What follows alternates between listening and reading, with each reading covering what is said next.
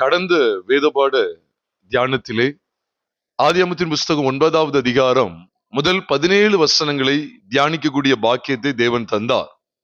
அந்த 17 வசனங்களிலே புது உடன்படிக்கையின் சபையானது எவ்விதமான தோற்றத்திலே காண்பிக்கப்படுகிறது என்பதை நாம் அதிகமாய் ஆழமாய் தியானிக்க ஆண்டு உதவி செய்தார். இந்த சத்தியங்களை இன்னும் நான் கேட்க வேண்டும் என்று ஒருவேளை நீங்கள் யோசிப்பீர்கள் என்றால், நம்முடைய சிபிசி 2T என்கிற அந்த யூடியூப் சேனல்ல search the body of Christ 2T அப்படிங்கிற அந்த யூடியூப் சேனல்ல நீங்கள் இந்த ஆதியாகமத்தின் புஸ்தகம் 9வது அதிகாரம் பாகம் 1 என்கிற அந்த தலைப்பின் கீழே கொடுக்கப்பட்டிருக்கிற கர்த்தருடைய வார்த்தைகளை நீங்கள் இன்னொரு விசை கேட்க உங்களை அன்பாய் ஞாபகப்படுத்துகிறேன். ஆதியாகமம் 9வது அதிகாரம் முதல் 17 வசனங்களிலே உண்மையாவே நோவா, அவனுடைய குமாரர்கள், மனைவியுடைய குமாரர்கள், குமாரருடைய மனைவிமார்கள் ஆகிய 8 பேர் வெளியே வந்து உண்மையாவே பழுகி பெருக வேண்டும் என்கிற அவசியத்தையும் கட்டாயத்தையும் கர்த்தருடைய வார்த்தைகளிலே அவர்கள் பெற்று அவர்கள் மூலமாய் பூமியிலே ஜனங்கள் பெருக தொடங்குவார்கள் என்கிற அருமையான வெளிச்சத்தையும் நாம் வேதத்தின் அடிப்படையிலே பார்க்க முடியும். அதைத்தான் நாம் ஆதியாகமத்தின் புஸ்தகம் 10வது அதிகாரத்திலே அந்த சந்ததி எவ்வளவாய் பழுகி பெருகி பூமியை நிரப்பி வருகிறது என்கிறதை கர்த்தருடைய கட்டளையாக நீங்களும் நானும் பார்க்கிறோம்.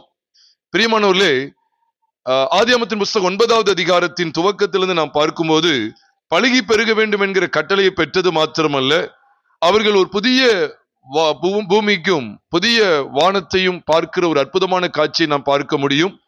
முன்பு இருந்த பூமி, முந்தி இருந்த வானம் எவ்வளவாய் மாற்றப்பட்ட நிலைமையில் இருந்தது என்பதை நாம் பார்க்க முடியும். அதுவரைக்கும் இல்லாத வில் வானத்திலே தோன்றினது.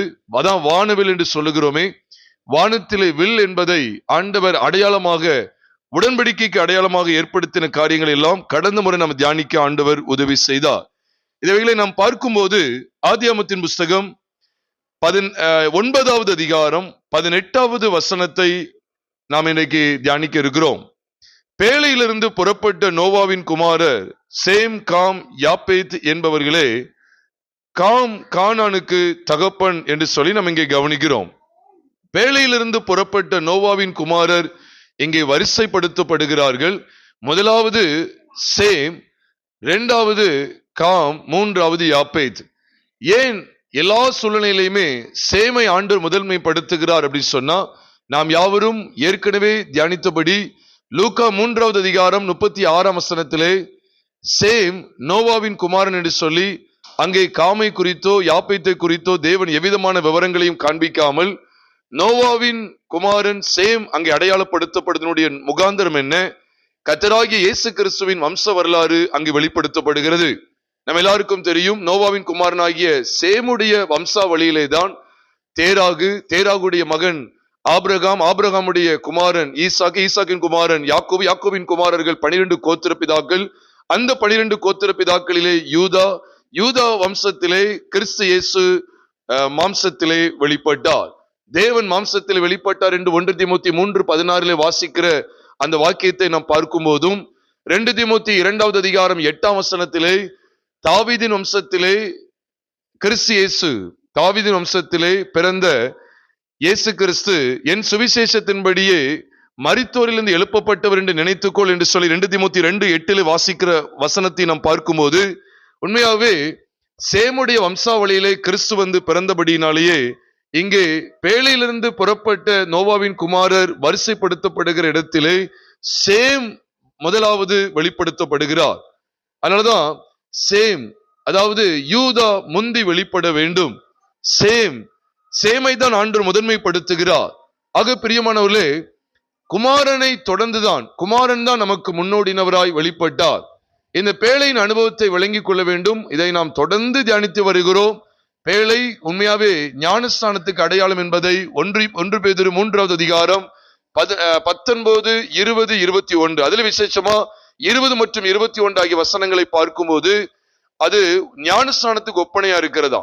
அந்த 8 பேரும் பேழைக்குள் பிரவேசித்து ஜலத்தினாலே காக்கப்பட்ட அனுபவமானது கர்த்தராகிய இயேசு கிறிஸ்துவின் அடக்கம் மற்றும் உயிர்த்தெழுதல் ஆகிய இந்த 2 சாயலை பெற்றிருக்கிற ஞானஸ்நானத்துக்கு அடையாளம், ஞானஸ்நானத்துக்கு ஒப்பனையா இருக்கிறது என்று சொல்லும் போது, அப்ப பேழையிலிருந்து அவர்கள் வெளிப்படும் போது புதிய ஜீவனுக்குள் உட்படுகிறோம். ஆக முதலாவது சேம், இரண்டாவதும் அதுக்கு அடுத்த நபருமாய் காம் மற்றும் யாப்பேத் அறியப்படுகிறதனுடைய நோக்கம் என்ன? வேதம் சொல்லுகிறது, தம்முடைய குமாரன் அநேக சகோதரருக்குள்ளே முதற் பேரானவராய் இருக்கும் பொருட்டு தேவன் எவர்களை முன்னறிந்தாரோ அவர்களை தம்முடைய குமாரனுடைய சாயலுக்கு ஒப்பாயிருப்பதற்கு முன்குறித்திருக்கிறார்.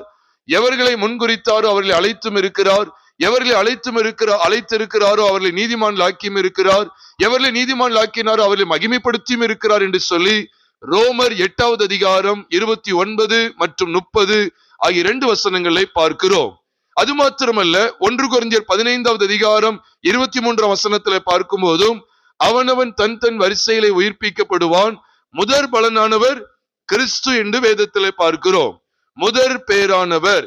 ஆகவேதான் எபிரேயர் 1வது அதிகாரம் 6ஆம் வசனத்திலேயும் தேவன் தம்முடைய முதற் பேரானவரை உலகத்திலே பிரவேசிக்க செய்த போது, அப்போ கிறிஸ்துவானவர் இந்த பூமியில மனுஷகுமாரனாய் இயேசு என்கிற பெயர்ல வெளிப்பட்டு உங்களுடைய என்னுடைய ஒட்டுமொத்த பாவங்களை நிவர்த்தி செய்கிற கிருபாதார பலியாய் தம்மையே தம்முடைய ஆத்துமாவை மரணத்தில் ஊற்றி பாருங்கள் அடக்கம் பண்ணப்பட்டு 3ஆம் நாள் உயிரோடு எழுந்ததினாலே அவர் மரித்தோரிலிருந்து எழுந்த முதற் பேருமானவர் என்று சொல்லி நாம் கொலோசியர் 1வது அதிகாரம் 18வது வசனத்திலே வாசிக்கிறோம்.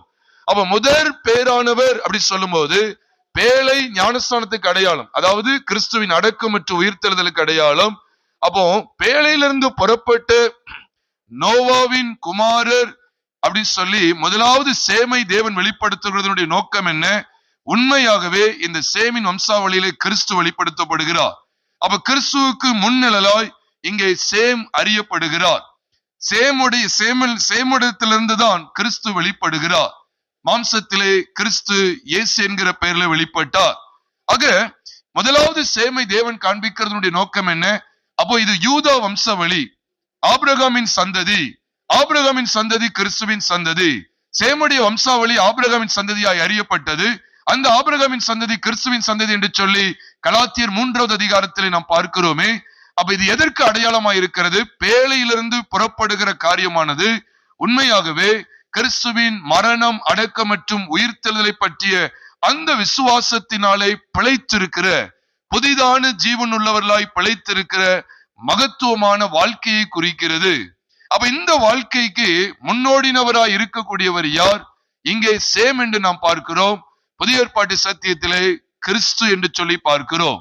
அதனாலதான் புது உடன்படிக்கையின் மத்தியஸ்தராய், புது உடன்படிக்கையிலே மரித்தோரிலிருந்து எழுப்பப்பட்ட முதற் பேரானவராய் கிறிஸ்து வெளிப்படுத்தப்படுகிறார். அந்த கிறிஸ்துவின் வம்சாவளியை காண்பிக்கிற, வம்சாவளியின் அட்டவணையை காண்பிக்கக்கூடிய லூக்கா 3வது அதிகாரத்தை நாம் பார்க்கும் போதுதான் அந்த 3வது அதிகாரத்திலே சேமை கர்த்தர் முதன்மைப்படுத்துகிறார். அப்போ பாருங்க, இங்கேயும் 3 பிள்ளைகள்ல சேமை கர்த்தர் முதலாவது கொண்டு வருவதனுடைய நோக்கம் என்ன? ஆம்பிரியமானவர்களே, கிறிஸ்து மரித்தோரிலிருந்து எழுந்த முதற் பேரானவராய் காண்பிக்கப்படுகிறார். அவரை தொடர்ந்துதான் புறஜாதிகளாகிய நாம் காம் சந்ததியாய் யாப்பேத்தின் சந்ததியாய் இருக்கக்கூடிய அனைத்து புறஜாதியாரும் சேம் சந்ததியை தொடர்ந்து நாம் இருக்கிறோம் என்பதை அறிய வேண்டும். சேம் சந்ததியிலே கிறிஸ்து முன்னோடியினவராய் வெளிப்படுத்தப்படுகிறார். அதை தொடர்ந்தான் காம் சந்ததியும் யாப்பேத்தின் சந்ததியும் வெளிப்பட வேண்டும் என்பதை பிதாவாகிய தேவன் முன் குறிக்கிறார் என்பதை அறிந்து கொள்ள வேண்டும். ஆகவேதான் தம்முடைய குமாரன் அநேக சகோதரருக்குள்ளே முதற் பேரானவர் என்கிற வெளிச்சத்தை தேவன் காண்பித்துக் கொடுக்க வேண்டிய அவசியம் ஏற்படுகிறது. ஆகவேதான் பேழையிலிருந்து புறப்பட்ட அப்படிங்கிற அந்த வார்த்தை, அந்த சொற்றொடரை நீங்களும் நானும் இங்கே கவனிக்க முடியும். பேழையிலிருந்து புறப்பட்ட நோவாவின் குமாரர். அப்போ நம்ம எல்லாருக்கும் தெரியுது, வந்துகிட்டே தான் இருக்கு.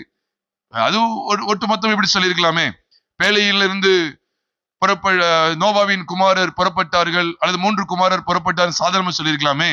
அங்க ஏன் அந்த சேம் காம் யாப்பேத் என்பது மறுபடியும் காண்பிக்கப்படுகிறது என்று சொன்னால், நாம் பேழையை குறித்து தெளிவுள்ளவர்களா இருக்க வேண்டும். இதைத்தான் ரோமர் 6வது அதிகாரம் 4ஆம் வசனத்திலே சொல்லுகிறார். மேலும் பிதாவின் மகிமையினாலே கிறிஸ்து மரித்தோரிலிருந்து எழுப்பப்பட்டது போல நாமும் புதிதான ஜீவன் உள்ளவர்களாய் நடந்து கொள்ளும்படிக்கு அவருடைய மரணத்திற்குள்ளாக்கும் ஞானஸ்நானத்தினாலே கிறிஸ்துடனே கூட அடக்கம் பண்ணப்பட்டோம் என்று ஞானஸ்நான சத்தியம் அங்கு வெளிப்படுத்தப்படுகிறது. இதைத்தான் 1 பேதுரு 3:20 மற்றும் 21 சொல்லும் போது, பேழையிலே பிரவேசித்து காப்பாற்றப்பட்ட அந்த நிலைப்பாடானது கிறிஸ்துவின் அடக்கம் மற்றும் உயிர்த்தெழுதலுக்கு ஒப்பனையாய் இருக்கக்கூடிய ஞானஸ்நானத்தை குறிக்கிறது. ஆக பிரியமானவர்களே, அப்ப பேழையிலிருந்து புறப்படும் போது இவர்கள் எந்த வாழ்க்கைக்கென்று உள்ளே வருகிறார்கள்? புதிய வாழ்க்கைக்கென்று பிரவேசிக்கிறார்கள். ஆக புதிய மனுஷனுடைய சாயலுக்கென்று அங்கே பிரவேசிக்கிறார்கள். அப்ப இதுல நம்ம கற்றுக் கொடுக்கிற ஆவியான கற்றுக் கொடுக்கிற அருமையான சத்தியம் என்ன? நாமும் கூட கிறிஸ்துவை முதன்மையாய் வைத்து பயணிக்க வேண்டும். கிறிஸ்துவை முதன்மையாக வைத்திருக்க வேண்டும். கிறிஸ்துதான் நமக்கு முன்னோடினவர். நாம் பார்க்கிறோமே, எபிரேயர் 6வது அதிகாரம் கடைசி வசனத்தை நாம் பார்க்கும்போது அங்கே கிறிஸ்துதான் நம்முடைய முன்னோடி என்று சொல்லி அங்கே எழுதப்பட்டிருக்கிறது. எபிரேயர் 6வது அதிகாரம் 20ஆம் வசனத்தை வாசித்து பாருங்கள். நமக்கு முன்னோடினவராகிய இயேசு மெல்கிசேதேக்கின் முறைமையின்படி நித்திய பிரதான ஆசாரியராய் நமக்காக அந்த திரைக்குள் என்ன செய்திருக்கிறாராம்? பிரவேசித்திருக்கிறார் என்று நாம் பார்க்கிறோம். ஆக பிரியமானவர்களே, அப்ப முதலாவது வெளிப்பட்டவர் சேம். அப்ப மரித்தோரின் உயிர்த்தெழுதலில் முதலாவது அறியப்படுகிறவர் யார்? சத்தமா சொல்லுங்க, கர்த்தராகிய இயேசு கிறிஸ்து. மரித்தோர் அதாவது சொல்றார், அவனவன் தன் தன் வரிசையில் உயிர்ப்பிக்கப்படுவான். முதற் பலனானவர் கிறிஸ்து. அங்கே ஒரு நிழலாட்டமாய் பார்க்கிறோம். முதற் பலனானவர் அங்கே சேம் என்று சொல்லி ஒரு முன் நிழல், அவ்வளவுதான். சேம் ஒன்னும் பெரிய ஆள் அப்படின்னு சொல்லல, சேம் கிறிஸ்து நான் சொல்லல, சேம் கிறிஸ்துவுக்கு முன் நிழல், முன் அடையாளம் என்பதை நாம் விளங்கிக் கொள்ள வேண்டும். அதை தொடர்ந்து ஆதியாகமத்தின் புஸ்தகம் 9வது அதிகாரம் 19வது வசனத்தை நாம் பார்க்கும்போது, இம்மூவரும் நோவாவின் குமாரர், இவர்களாலே பூமி எங்கும் ஜனங்கள் பரம்பினார்கள் என்று அங்கு எழுதப்பட்டிருக்கிறது. இந்த 19ஆம் வசனத்தின் அடிப்படையில் நாம் தியானிக்கக்கூடிய அருமையான சத்தியம் என்ன? பூமி எங்கும் இந்த 3 பேரால தான் என்ன செய்யப்படுகிறது? ஜனங்கள் உண்டாகிறார்கள், ஜனங்கள் விருத்தி அடைகிறார்கள், பரம்புகிறார்கள்.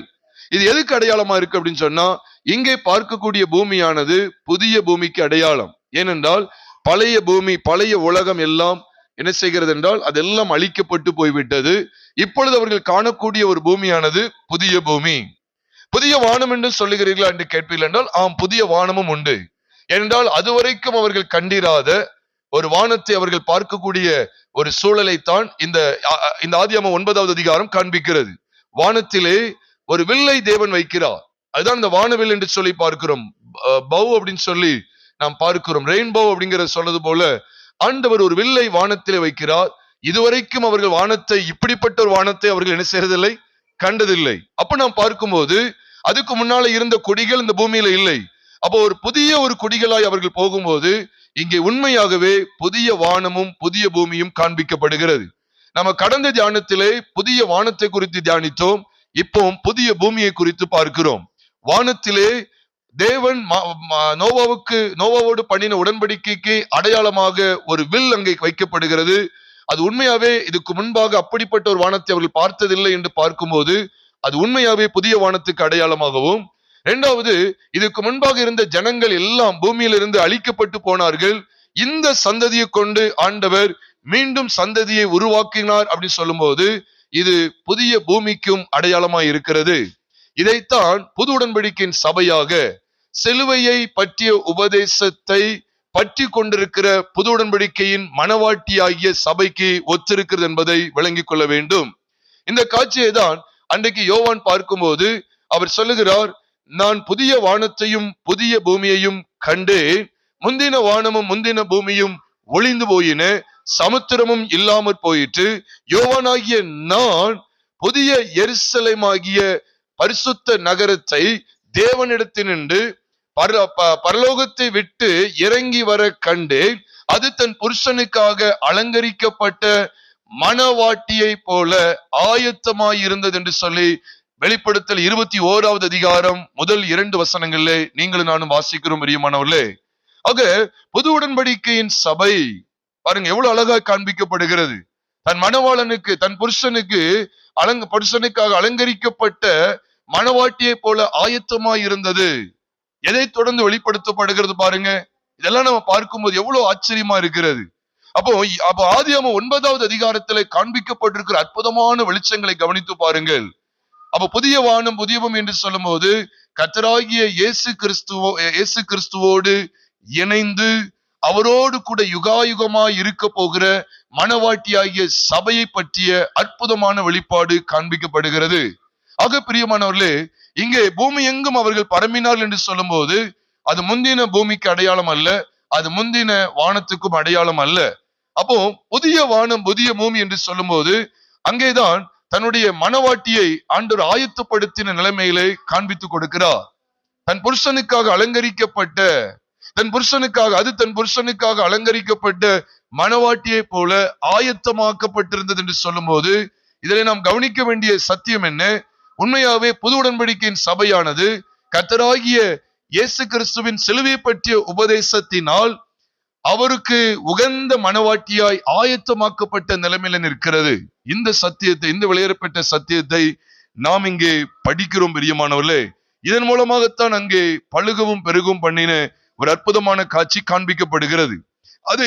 அதை தொடர்ந்து வரக்கூடிய சத்தியங்களை நாம் படிக்க இருக்கிறோம். 20ஆம் வசனத்திலிருந்து, ஆதியாகமத்தின் புஸ்தகம் 9வது அதிகாரம் 20வது வசனத்திலிருந்து நாம் தொடர்ந்து படிக்க இருக்கிறோம். இங்கே நோவாவுடைய தவறும் அதை தொடர்ந்து வரக்கூடிய பெண் விளைவுகளும், நோவா என்கிற ஒரு மனுஷனுடைய ஒரு தவறு பாருங்க இன்னொரு மனிதனை பாவத்திற்கு உட்படுத்தி அந்த மனிதனுடைய சந்ததியை சாபத்திற்கு உட்படுத்தி விட்டது என்று நாம் பார்க்கிறோம். நாம் ஆரம்பத்தில் தியானித்தது போலவே பாவத்தின் சம்பளம் மரணம். ஒரே மனுஷனுடைய பாவத்தினாலே அந்த பாவத்தை தொடர்ந்து சாபமும் அவனுடைய சந்ததியாய் தொடர்கிறது என்று சொல்லி நாம் ஆதியாகமத்தின் புஸ்தகம் 3வது அதிகாரம் முழுமையும் நாம் பார்க்க முடியும். ஆதியாகமத்தின் புஸ்தகம் 3வது அதிகாரம் முதல் துவக்கத்திலே ஆதாம் மற்றும் ஏவாளுடைய பாவத்தை குறித்து நாம் பார்க்கிறோம். அதனைத் தொடர்ந்து அந்த பாவத்தினால் ஏற்பட்ட பயங்கரமான சாபத்து குறித்தும், பூமி உன்னிமித்தம் பூமியானது சபிக்கப்பட்டிருக்கும் என்று சொன்னது போல அது எவ்வளவாய் சாபத்துக்கு உட்பட்டது என்பதை நாம் பார்க்க முடிகிறது பிரியமானவர்களே. ஆனால் அதற்கு மத்தியிலே சேமை கர்த்தர் ஆசீர்வதிக்கிறார். சேம் யாப்பேத் என்பவர்கள் மூலமாய் தேவன் மகிமைப்படுத்தப்படுகிறார்.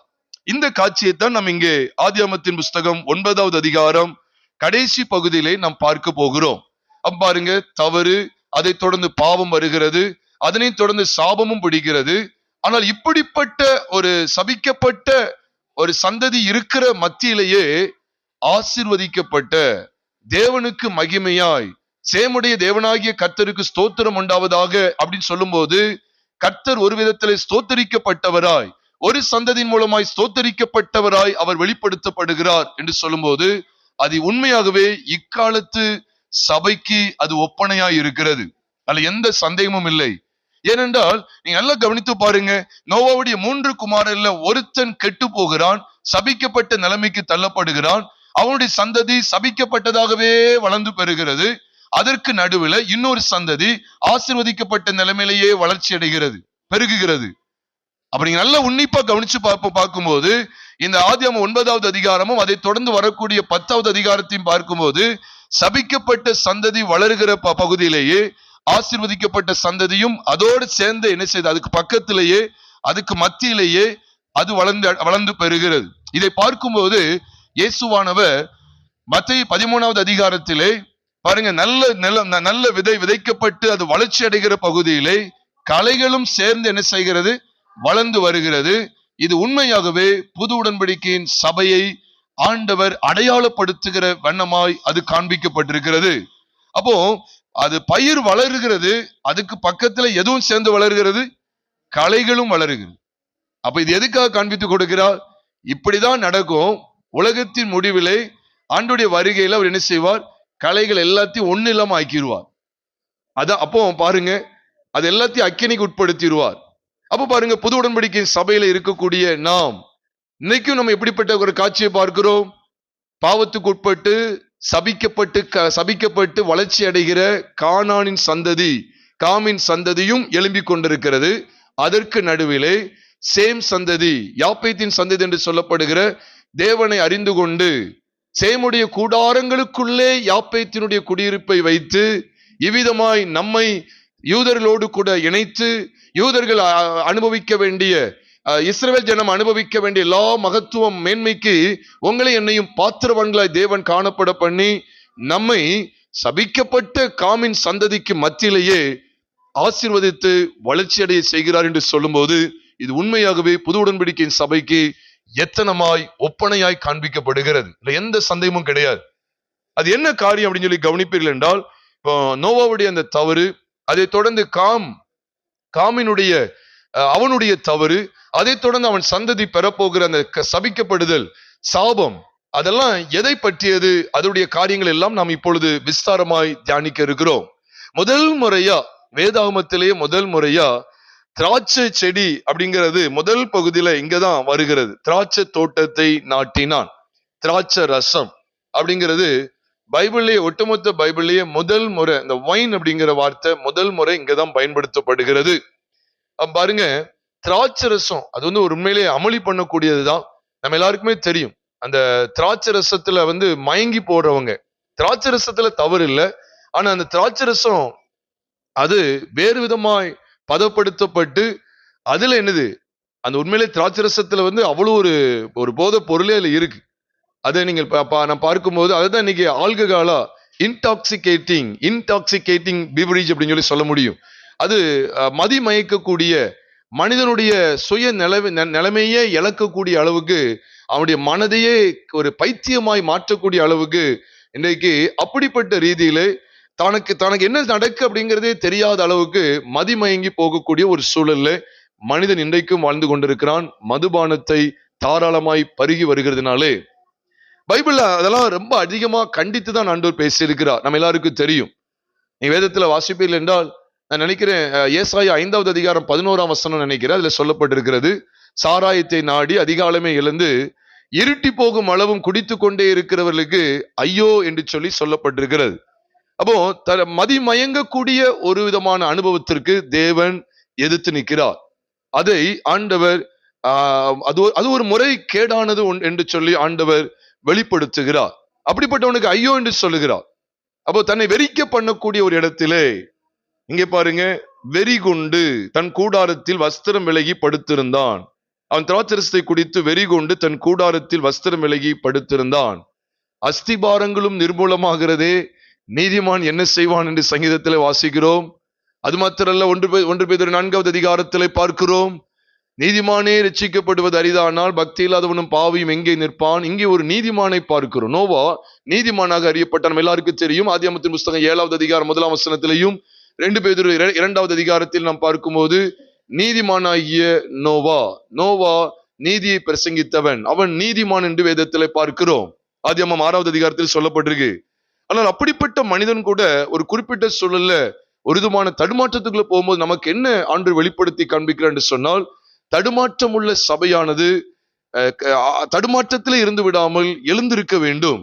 அதனால்தான் சபைகளுக்கு நிருபங்கள் மூலமா சபையானது இப்படிப்பட்ட சூழல்ல விழுந்து போய்விடக்கூடாது.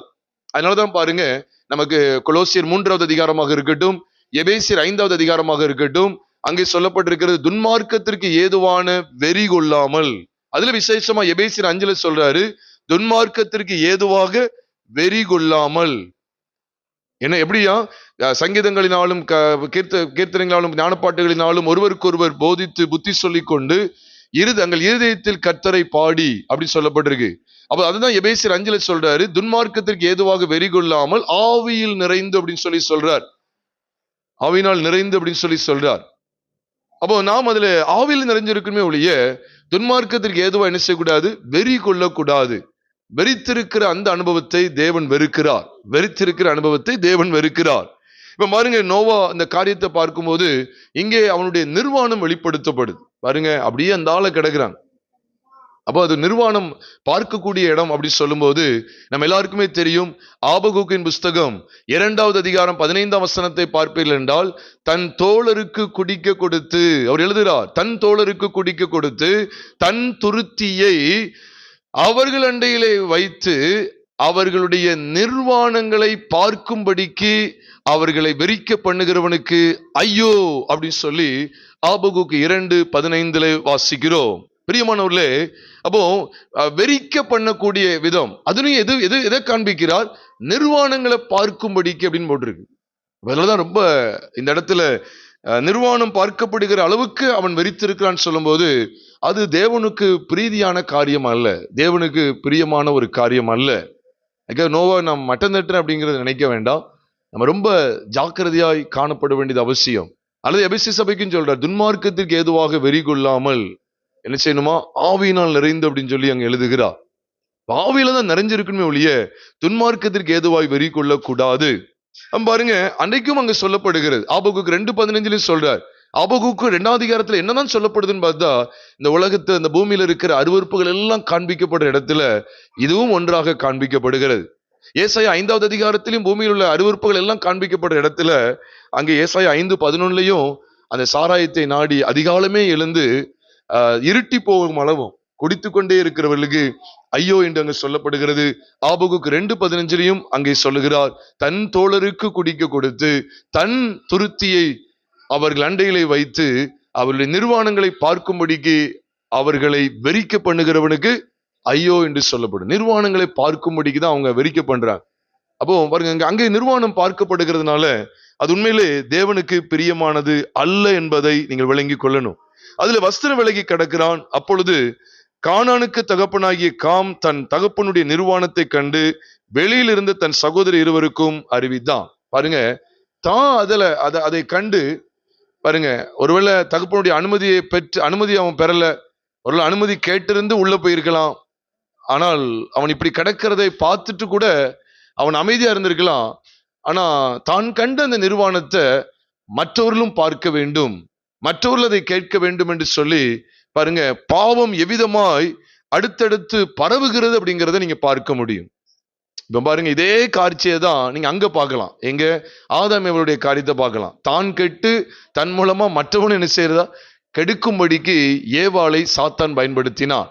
அதனாலதான் அங்க சொல்லப்பட்டிருக்கு, அவள் அந்த கனியை பறித்து புசித்து தன் புருஷனுக்கும் கொடுத்தால் அவனும் புசித்தான். அவன் பாவம் ஒரு இடத்திலிருந்து இன்னொரு இடத்துக்கு என்ன செய்து கடந்து வருகிறது. அதுதான் நம்ம இங்கே பார்க்கிறோம். இந்த மனுஷன் நிர்வாணத்தை பார்த்ததும் அல்லாமல் இதை யாருக்கு அறிவிக்கிறான், தன் சகோதரருக்கும் அறிவிக்கிறான். பாவத்தினுடைய காரியம் இதுதான். பாவம் என்ன செய்யுதுன்னா அப்படியே பரவிக்கிட்டே இருக்கும். அதனாலதான் பைபிள்ல போட்டிருக்கு, என்னாகமத்தின் புஸ்தகம் 23வது என்னாகமத்தின் புஸ்தகம் 32வது அதிகாரம் 23ஆம் வசனத்தை நாம் பார்க்கும்போது, மீண்டும் சொல்லுகிறேன், என்னாகமத்தின் புஸ்தகம் 32வது அதிகாரம் 23ஆம் வசனத்திலே சொல்லப்பட்டிருக்கு, நீங்கள் இப்படி செய்யாமற் போனால், அதாவது கர்த்தருக்கு விரோதமாய் பாவம் செய்வீர்கள் சொல்லிட்டு சொன்னது மட்டும் இல்ல, நீங்கள் உங்கள் பாவம் உங்களை தொடர்ந்து பிடிக்கும் என்று நிச்சயமா என்ன செய்யுங்க, அறியுங்கள் அப்படின்னு சொல்லி சொல்றார். பாவம் உங்களை தொடர்ந்து பிடிக்கும், அதை நிச்சயமாய் அறியுங்கள் என்று சொல்லுகிறார். அப்ப தேவ பிள்ளைகளாகிய நமக்கு ஒரு அருமையான காரியத்தை ஆண்டு வெளிப்படுத்துகிறார். பாவம் வாசற்படியிலே படுத்திருக்கும் என்று சொல்லப்படுகிறது. பாவம் எவ்வளவு ஸ்ப்ரெட் ஆகுது பாருங்க. பாவம் அப்படி அடுத்தடுத்து தொடர்ந்து வருது பாருங்க.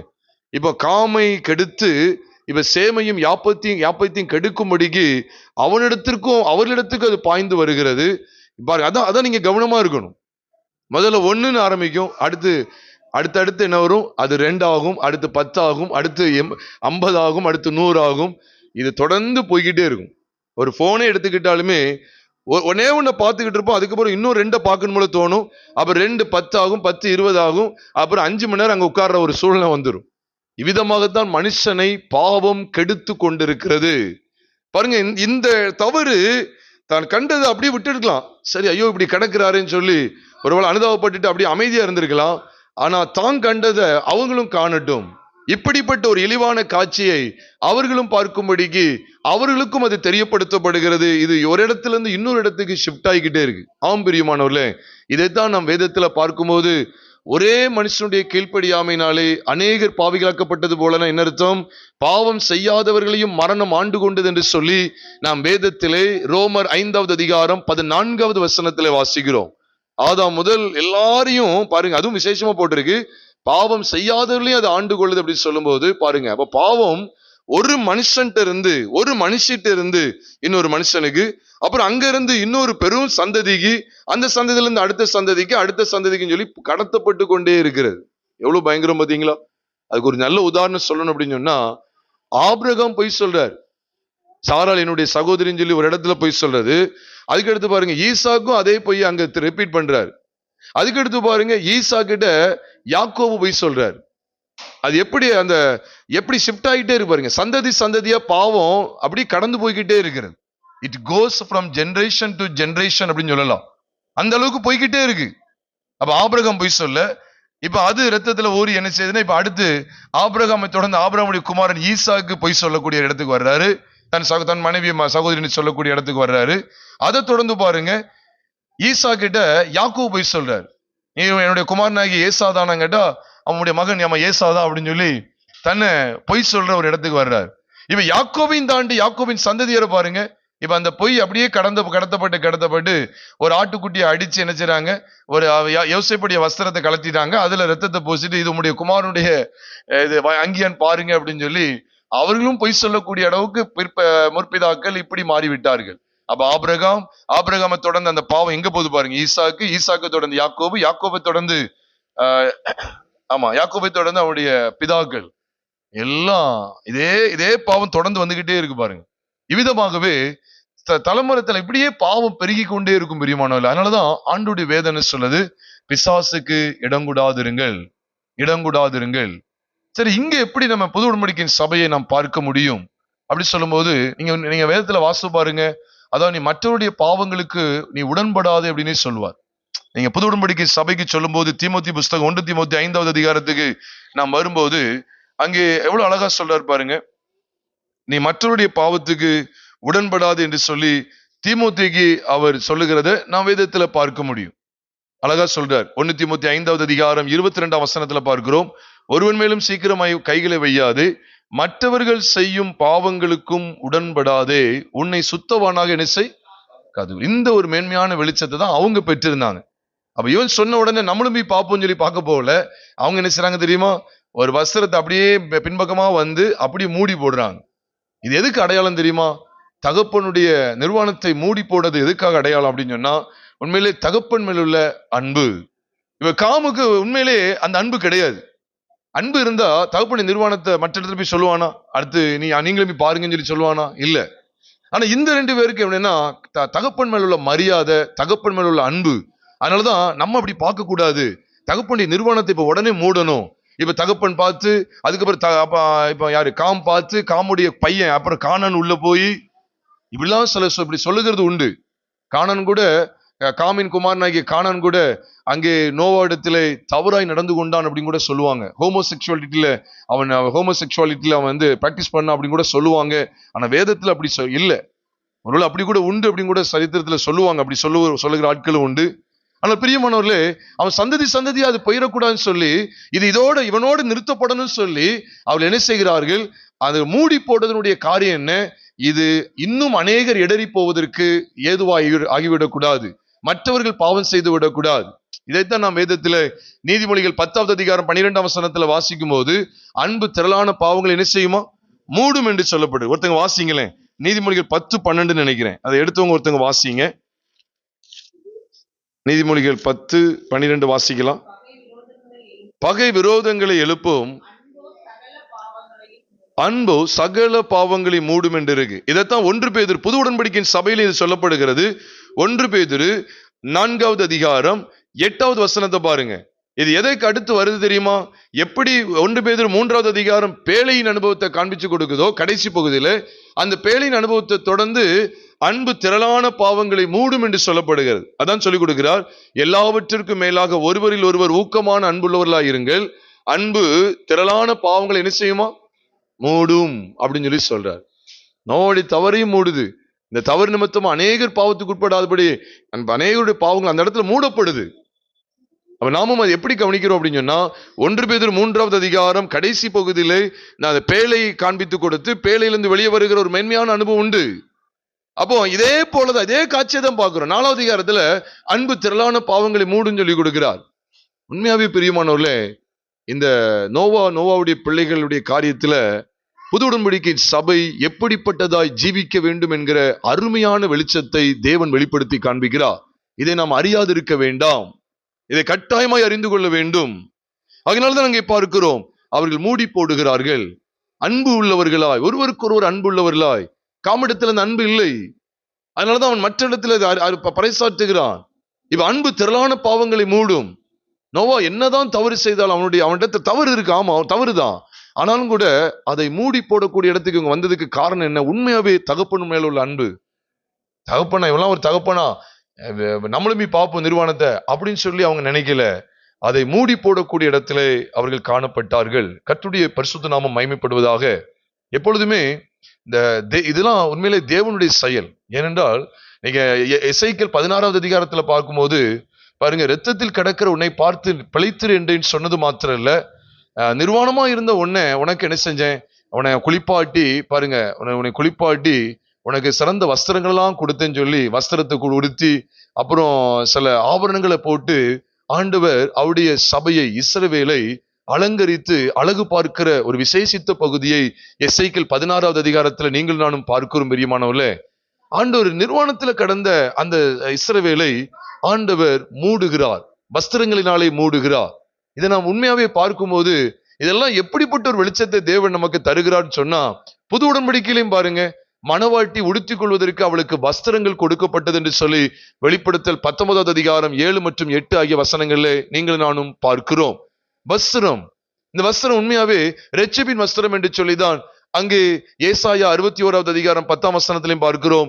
இரட்சிப்பின் வஸ்திரங்களை எனக்கு தந்தார், இரட்சிப்பின் வஸ்திரங்களை எனக்கு உடுத்தினார் என்று சொல்லி அங்கே ஏசாயாவுக்கு ஆண்டவர் வெளிப்பாடு கொடுக்கிறார். அப்ப உண்மையாவே இரட்சிப்பு என்பது வஸ்திரத்துக்கு அடையாளம். இங்கே வஸ்திரத்தினால பாருங்க, ஏன்னா வஸ்திரம் இல்லைன்னா அது ஒரு நிர்வாணமான ஒரு நிலைமை. அப்ப கர்த்தர் தமது சபையை பாருங்க அவருடைய வஸ்திரத்தினாலே, நீதியின் வஸ்திரத்தினாலே நம்மையும் உடுத்து வைத்திருக்கிறார். கர்த்தருடைய பரிசுத்த நாமத்துக்கு மகிமை கனம் உண்டாவதாக. ஆக பிரியமானவர்களே, நாம் எவ்விதமான ஒரு வெளிச்சத்தை அறிய வேண்டும் என்று சொன்னால், அன்பு திரளான பாவங்களை மூடும். இப்ப இந்த இடத்துல நிர்வாணம் படாம இருந்திருக்கும் அப்படின்னு சொன்னா, இந்த சந்ததி 3 பேருமே கரைபட்ட சந்ததியாய் பூமி முழுவதுமே அருவருக்கப்படத்தக்க ஒரு காட்சியாய் காணப்பட்டிருந்திருக்கும். அப்ப பாருங்க, அந்த நிர்வாணம் மூடப்படுகிறது. ஆனா இந்த ஆதியாகமம் 9வது அதிகாரத்தை பார்க்கும்போது கட்டாயமா ஆதியாகமம் 19 நம்ம பார்க்க வேண்டியது இருக்கு. ஆதியாகமம் 9 பார்க்கிறது போல 19 பார்க்க வேண்டியது இருக்கு. அங்க 19வது அதிகாரம் கடைசி 3 வசனங்களை பார்க்கும்போது, தன் சொந்த தகப்பனாகிய லோத்துவுக்கு மதுவை குடிக்க கொடுத்து அவனை நிர்வாணப்படுத்தி, அதான் அவனோடு தகாத உறவை செய்த 2 குமாரத்திகளை குறித்து பார்க்கிறோம். அங்கே மோவாப் மற்றும் அம்மோன் சந்ததியார் எழும்பினார்கள். மோவாப் மற்றும் அம்மோன் சந்ததியார் எழும்பினார்கள். அது அருவருக்கப்படத்தக்க சந்ததி. அப்ப நிர்வாணத்திலே கலிகூறுகிற ஒரு கூட்டத்தின் மூலமாய் அங்கே பிறப்பிக்கப்படக்கூடியது எல்லாம் அருவருக்கப்படத்தக்கதுதான். அதனாலதான் நாம் பார்க்கிறோம். அப்ப உண்மையாவே காமை நம்ம எதற்கு அடையாளமா ஒப்பிட முடியும் தெரியுமா? இங்கே லோத்துவின் 2 குமாரத்திகளுக்கு ஒப்பிட முடியும். ஏன்னா காம் அதுலதான் சந்தோஷப்படுறான். அது துக்கமா இருந்தா அவன் கட்டாயமா அவன் என்ன செய்வான், இவங்க சொல்லியிருக்க மாட்டான், அதை உடனே மூட பார்ப்பான். ஆனா அதுல சந்தோஷப்படுகிறான். அப்ப இவர்களும் எதை தான் பார்க்க விரும்பினாங்க? இப்ப தகப்பனுடைய நிர்வாணத்தை பார்க்கணும். அதுதான் யாரு? லோத்துடைய 2 குமாரத்திகளை செய்தார்கள். அப்ப இப்படிப்பட்ட விளைவு எதைத்தான், இப்படிப்பட்ட பாவத்தினுடைய விளைவு சபிக்கப்பட்ட சந்ததி தான் கொண்டு வரும். அதனாலதான் மோவாப் அம்மோன்லாம் கர்த்தரால் ஆகாத, கர்த்தருக்கு பிரியமில்லாத சந்ததியா. அதுதான் காமுடைய சந்ததியை பார்க்கிறோம். கானான் சபிக்கப்பட்டவன் என்று சொல்லுகிறார்.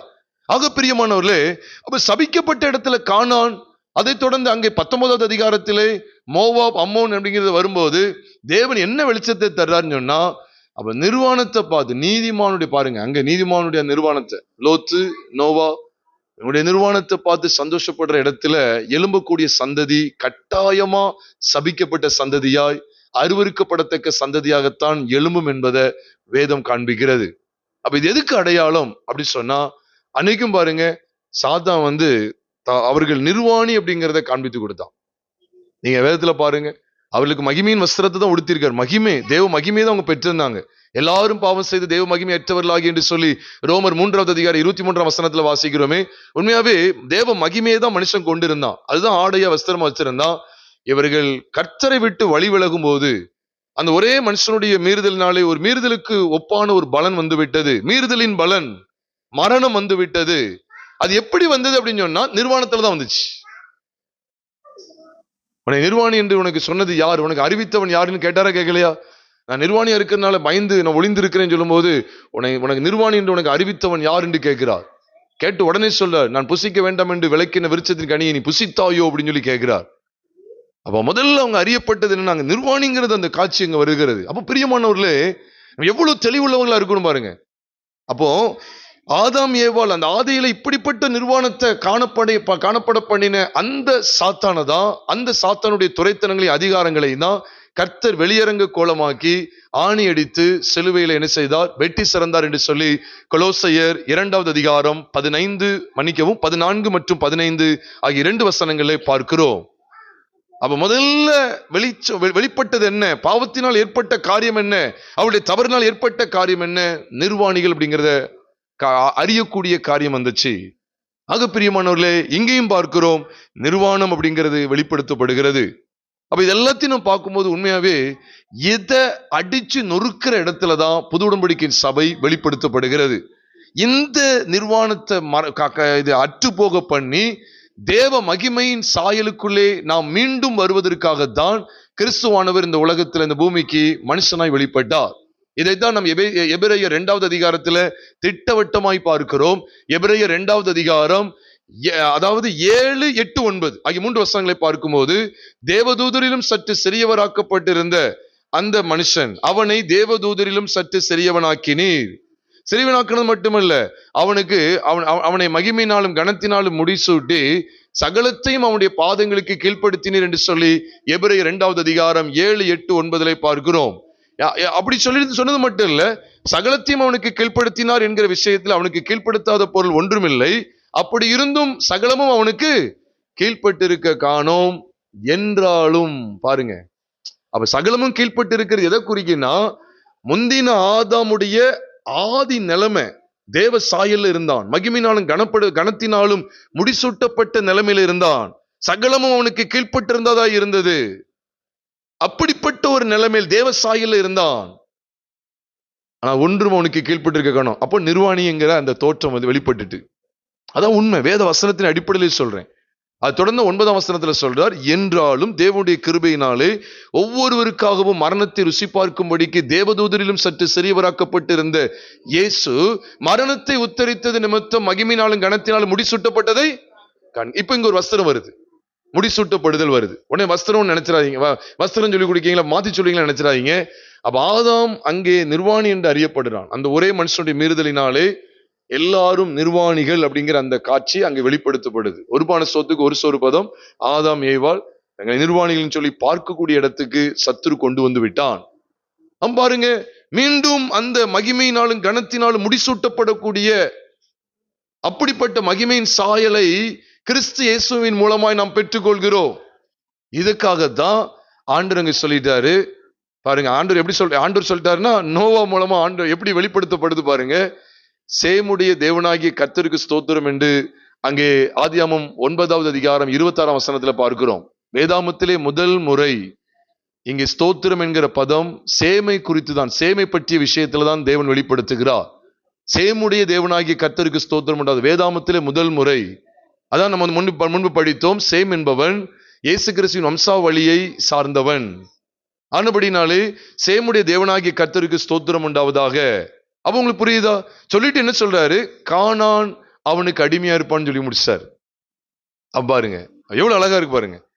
பாவத்தினுடைய விளைவு, நிர்வாணத்தினால உண்டான காரியம், நிர்வாணத்தினாலே இழக்கப்பட்ட ஆசீர்வாதம், நிர்வாணத்தினாலே மகிமையை இழந்து போகிறான், மேன்மை இழந்து போகிறான். அந்த நிர்வாணமான காட்சி நிமித்தமாகத்தான் சகலத்தையும் அந்த சந்ததி இழந்து போகிறது. சேமுடைய தேவனாகிய கர்த்தருக்கு ஸ்தோத்திரம் உண்டாவதாக. கிறிஸ்துவின் மூலமாய் நாம் மகிமையை பெற்றுக்கொள்வோம். நாம் கானானின் சந்ததியை போல, காமின் சந்ததியை போல நிர்வாண காட்சியினாலே சபிக்கப்பட்ட இடத்துக்கு போக மாட்டோம் என்பதை தேவன் வெட்ட வெளிச்சமாய் காண்பித்துக் கொடுக்கிற முகாந்தரமாய் சேமுடைய தேவனாகிய கர்த்தருக்கு ஸ்தோத்திரம் உண்டாவதாக என்று சொல்லுகிறார். ஒருவேளை நீங்க இந்த சத்தியத்தை, சேமுடைய தேவனாகிய கர்த்தருக்கு ஸ்தோத்திரம் உண்டாவதாங்கிற இந்த சத்தியத்தை நீங்க இன்னும் கூடுதலா அறியணும்னு சொன்னா, ஏறக்குறைய 50 நிமிஷத்துக்கு மேல பேசப்பட்ட ஒரு செய்தி உண்டு. நம்ம சபையில பேசப்பட்ட செய்தி நம்முடைய யூடியூப் சேனல்ல, அதாவது த பாடி ஆஃப் கிரைஸ்ட் அடிச்சாலே போதும், த பாடி ஆஃப் கிரைஸ்ட் 2 அடிச்சாலும் போதும், அல்லது CBC 2 அடிச்சாலும் போதும். அதாவது செப்டம்பர் மாதம் 24ஆம் தேதி பேசப்பட்ட செய்தி, 24/9/2025, 24/9/2025 செப்டம்பர் 24ஆம் தேதி பேசப்பட்டது, 2025 பேசப்பட்ட அந்த செய்தியை நீங்கள் பார்ப்பீர்கள் என்றால் இன்னும் கூடுதலான வெளிச்சத்தை நீங்கள் அறிய முடியும். சேமுடைய தேவனாகிய கர்த்தருக்கு ஸ்தோத்திரம் அப்படிங்கிற அந்த தலைப்பிலான செய்தியை நீங்கள் முடிந்தால் நீங்கள் அந்த செய்தியும் பார்க்க உங்களை அன்போடு கூட ஞாபகப்படுத்துகிறேன். ஏன் ஸ்தோத்தரிக்கப்பட்டார்? சேமுடைய வம்சாவளியில தான் மெசாயா கிறிஸ்து வெளிப்பட வேண்டும். அப்ப எதை தொடர்ந்து வெளிப்படுத்துகிறார்? பார்க்கலாம். 24ஆம் வசனத்திலிருந்து பார்க்கலாம். ஆதியாகமம் 9வது அதிகாரம் 24வது வசனத்தை பாருங்கள். நோவா திராட்சரசத்தின் வெறி தெளிந்து விழித்த போது தன் இளையகுமாரன் தனக்கு செய்ததை அறிந்து, கானான் சபிக்கப்பட்டவன், தன் சகோதரிடத்தில் அடிமைகளுக்கு அடிமையாயிருப்பான். உண்மைதான், மீறுதலின் பலன்தான், தவறில்லை, கரெக்ட் தான், அவர் சொன்னது கரெக்ட், மீறுதலின் பலன். ஆனால் மீறுதலின் பலன் கிருபை வரத்தின் பலனுக்கு ஒப்பானதல்ல என்று சொல்லி ரோமர் 5வது அதிகாரம் 15வது வசனத்திலே நீங்களும் நானும் வாசிக்கிறோம். முதல்ல பாவத்தின் சம்பளம் மரணங்கிறத காமிச்சு கொடுக்கார். சபிக்கப்பட்டவன், அவன் வாழ்க்கை அவ்வளவுதான், சபிக்கப்பட்டது, அது தேராது, உண்மைதான். பாவத்தின் சம்பளத்தை வெளிப்படுத்திட்டு அது தொடர்ந்து சேமுடைய தேவனாகிய கர்த்தருக்கு ஸ்தோத்திரம் சொல்லும்போது இதைத்தான் நீங்க கவனிக்க வேண்டியது இருக்கு. விழுந்து போன மனுஷனை காண்பிக்கிறார். இப்போ இவர் மூலமா தான் எடுப்பிக்கப்பட முடியும் என்று, சாபம் மாற்றப்படும் என்பதை சேமுடைய தேவனாகிய கர்த்தர் என்று சொல்லி இங்க வெளிப்படுத்துகிறார். அப்போ நோவாவின் குடும்பத்துக்குள்ள பழைய உடன்படிக்கையை தாண்டி புது உடன்படிக்கையின் சபை எவ்விதமாய் ஸ்தாபிக்கப்படுகிறது என்பது காண்பிக்கப்படுகிறது. நம்ம எல்லாருக்கும் தெரிந்த ஒரு வசனம் தான் ரோமர் 6:23. பாவத்தின் சம்பளம் மரணம், தேவனுடைய கிருபை வரமோ நம்முடைய கர்த்தராகிய இயேசு கிறிஸ்துவினால் உண்டான நித்திய ஜீவன் என்று அங்கே நாம் வாசிக்கிறோம். அப்ப நல்லா கவனிச்சு பாருங்க. அப்ப ரோமர் 6:23ல 2 பகுதி இருக்கு. மரணம்னு ஒரு பகுதி இருக்கு, இன்னொன்னு நித்திய ஜீவன் ஒரு பகுதி இருக்கு. பாவத்தின் சம்பளம் மரணம் தான், ஆனா தேவனுடைய கிருபை வரமோ நம்முடைய கர்த்தராகிய இயேசு கிறிஸ்துவினால் உண்டான நித்திய ஜீவன். The wages of sin is death, but the gift of God is eternal life through our Lord Jesus Christ அப்படின்னு சொல்லி வேதத்துல பார்க்க முடியும். இது எதுக்காக காண்பிக்கப்பட்டிருக்கு பாருங்க. இதே வசனத்தை நம்ம இந்த இடத்துல ஒப்பிட்டு பார்க்கலாம். ஆமா, அங்கே அந்த காம் செய்ததனுடைய தவறு நிமித்தமா அவன் சந்ததி மரணத்துக்குள்ளே போகிறது, சபிக்கப்பட்ட இடத்துக்குள்ளே போகிறது, ஒரு சாபத்துக்குள்ளே கடந்து போகிறது. ஆனால் அடுத்த வசனத்திலே சேமுடைய தேவனாகிய கர்த்தருக்கு ஸ்தோத்திரம் என்று சொல்லுகிறார். கானான் அவனுக்கு அடிமையா இருப்பான். என்ன அர்த்தம்?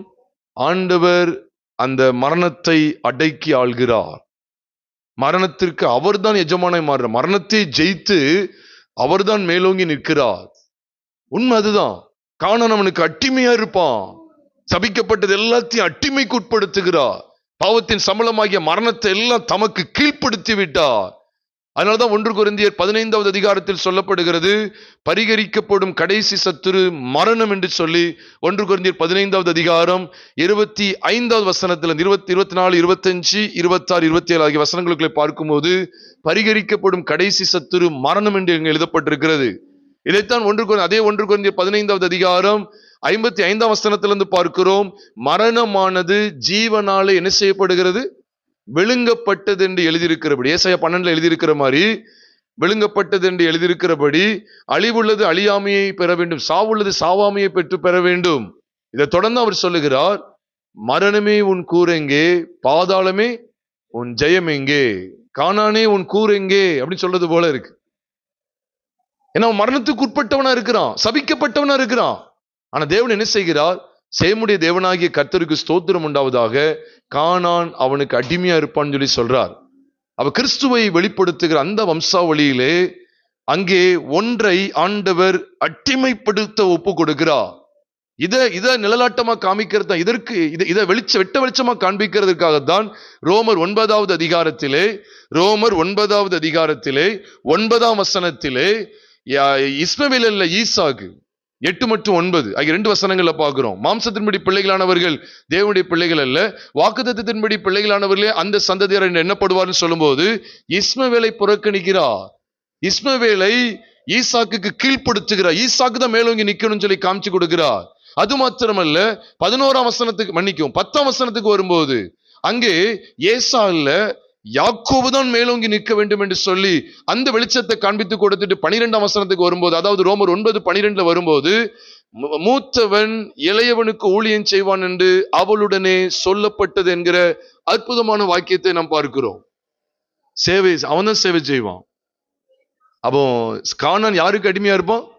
சேமுக்கு அடிமையா இருப்பான். சேம் தான் எஜமான், கானானுக்கு சேம் தான் எஜமான். இதை நாம் இதை இவ்விதமான வெளிச்சத்தில் அறியணும் பிரியமானவர்களே.